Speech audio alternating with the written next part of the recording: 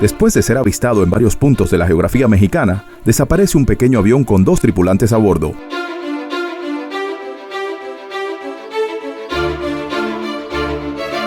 Horas después, comenzarían las labores de búsqueda y las leyendas.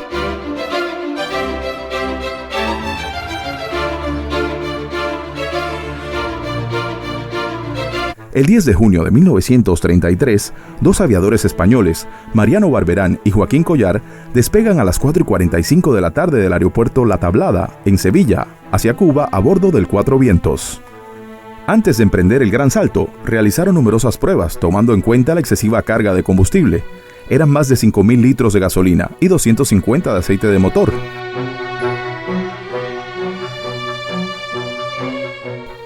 Una cuadrilla despedía a los intrépidos aviadores, que intentarían cruzar más de 7.500 kilómetros a través del Océano Atlántico.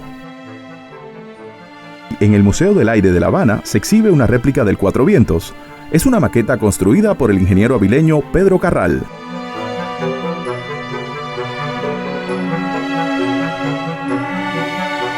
Rolando Medina es el director de colecciones del Museo del Aire. Durante años ha estudiado todos los detalles del histórico vuelo. Este vuelo significa, desde el punto de vista aeronáutico, la primera vez que se cruza el Atlántico por la parte norte, un vuelo largo y sin escala. Franklin Aramis Picapiedra fue piloto por 40 años. Ha dedicado parte de su vida a investigar aquel largo viaje en tan pequeña aeronave. Los tripulantes iban situados en tándem, o sea, el Collar, Joaquín Collar, que era el piloto delante, y en el asiento posterior iba Mariano Barberán, que era el piloto de relevo y el navegante. Pero sucede que entre ambos había un tabique. Los instrumentos del avión estaban duplicados para poder mantener el necesario descanso. Pero para comunicarse entre ambos tenían que utilizar un tubo de caucho, o si no, a través de un orificio mediante mensajes escritos. La Habana fue el destino trazado por Barberán y Collar, pero la escasa reserva de combustible los obligó a cambiar el sitio de aterrizaje para poder reabastecerse.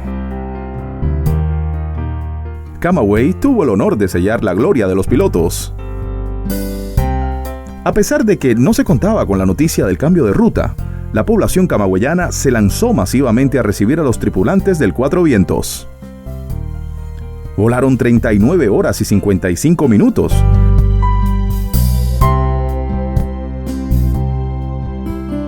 Al aterrizar en Camagüey, solo les quedaban 100 litros de combustible.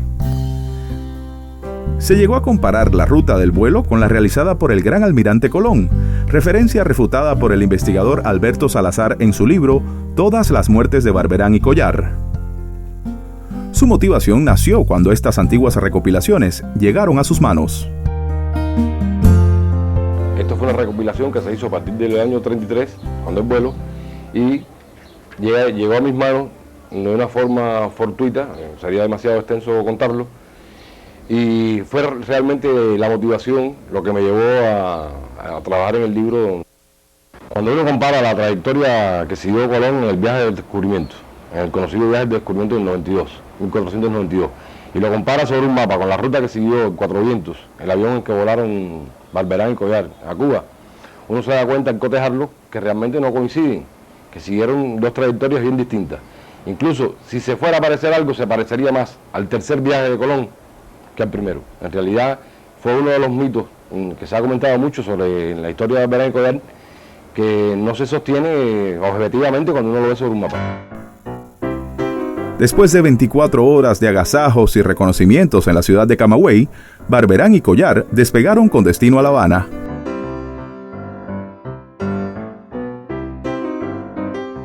La cabina era cerrada, ya los aviadores no estaban expuestos a la intemperie. Sin embargo, esto era un arma de doble filo, porque disminuía aún más la muy escasa visibilidad que tenía ese avión, que era una de las principales dificultades que en condiciones de buen tiempo hacían que para volar en aquel avión tuvieran que ser unos señores pilotos. Desde luego que lo fueron. El recibimiento en la capital fue apoteósico. Durante días se había esperado la llegada de los aviadores. La ciudadanía los colmaba de honores y vítores.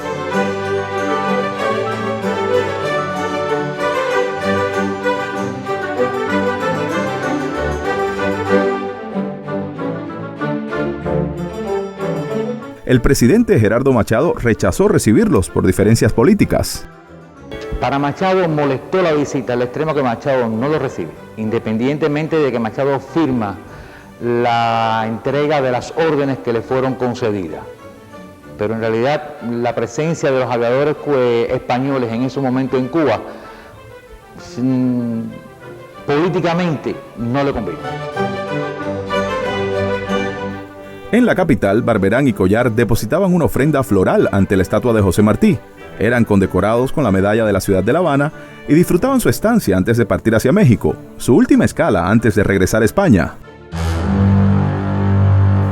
La aeronave penetraría en tierra mexicana por la península de Yucatán.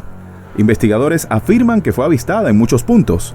Sin embargo, horas después no se sabía del Cuatro Vientos y su tripulación.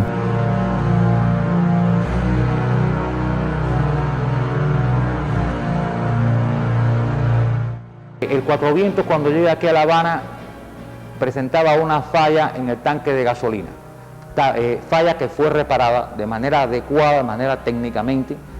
Se comprobó esto, ya que los mecánicos que asistieron en este trabajo a Madariaga eran los propios mecánicos que trabajaban en aquel entonces para las aerolíneas extranjeras o nacionales en el país. Mientras pasaban las horas, proliferaban las teorías acerca del posible lugar donde habría caído. Al día siguiente de que ellos desaparecen, incluso se habló de que el avión había caído en el cerro de La Malinche. Y La Malinche, como se recordará, se le llamó a la amante de Hernán Cortés, que había caído en el cerro de La Malinche y que había sido una venganza de esa mujer que había sido traductora y amante de Hernán Cortés, una venganza, una especie de venganza o de reivindicación de ella ante su pueblo. En un momento cobró mucha fuerza la versión de que no había caído en el mar, sino en tierra mexicana. Días después, aportes de observadores y hallazgos inclinaron la balanza hacia una nueva versión. El Cuatro Vientos se habría precipitado al mar, pues habían hallado un neumático inflable cerca de la costa.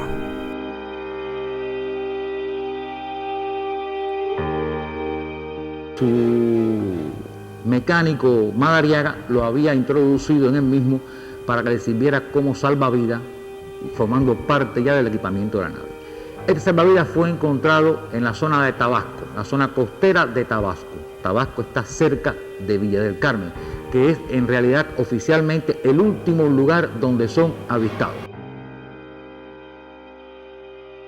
Las pesquisas se habían agotado.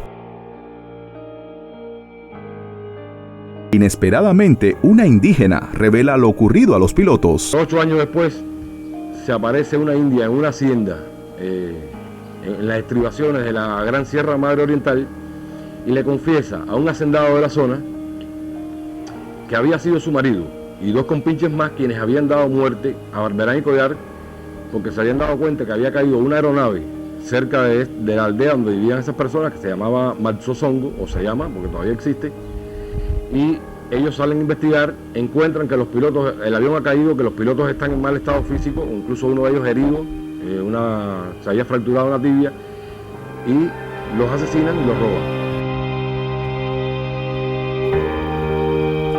Salazar ha seguido las investigaciones de un periodista mexicano acerca del lugar del desastre y muerte de los aviadores. En el año 75, un periodista mexicano llamado Jesús Salcedo, de la televisión mexicana, desentierra la historia y comienza a investigar, incluso con recursos propios. En el año 1982, aunque Salcedo no ha encontrado nada, ha logrado armar una historia tan creíble, allí donde todo era tan difuso, que al final de su gobierno, el presidente López Portillo desbanca la teoría aquella que se había armado con la Pirelli, finalizando la búsqueda de ellos, y da como cierta la versión de Salcedo. Este hombre sigue buscando, y terminando el siglo, terminando el milenio, ya a finales de 1999, encuentra en la propia zona donde él había comenzado la búsqueda, en una cueva, encuentra restos calcinados de un avión y algo que le parecieron piedras extrañas, algo así, y lleva todas esas muestras a Ciudad México. En Ciudad de México, los peritos en cada caso analizan las muestras y llegan a la conclusión de que sí, de que son restos de un avión cuya fecha, o sea, cuando hacen el proceso de datación, coincide con la época en que habían desaparecido los pilotos y el avión. Y los restos que se encuentran realmente pertenecen a dos personas, el sexo masculino, a raza blanca, en una edad aproximada a la que tenían los pilotos.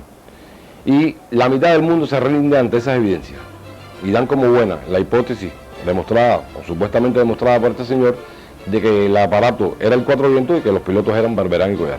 Lo que resultaría concluyente sería hacer pruebas de ADN de los restos estos que se encuentran con familiares antecesores de Barberán y Collar, que sí dirían la última palabra. Por increíble que parezca, eso hasta hoy no se ha hecho.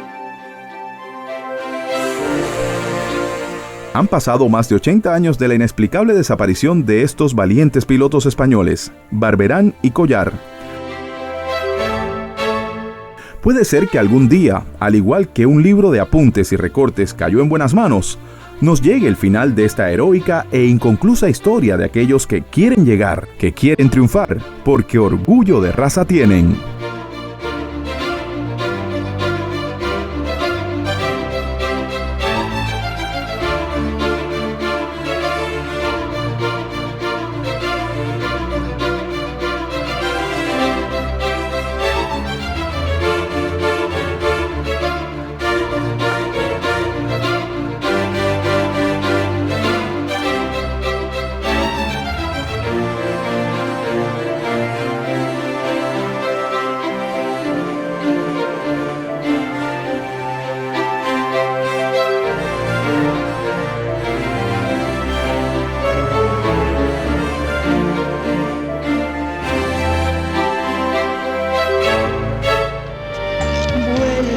Recordar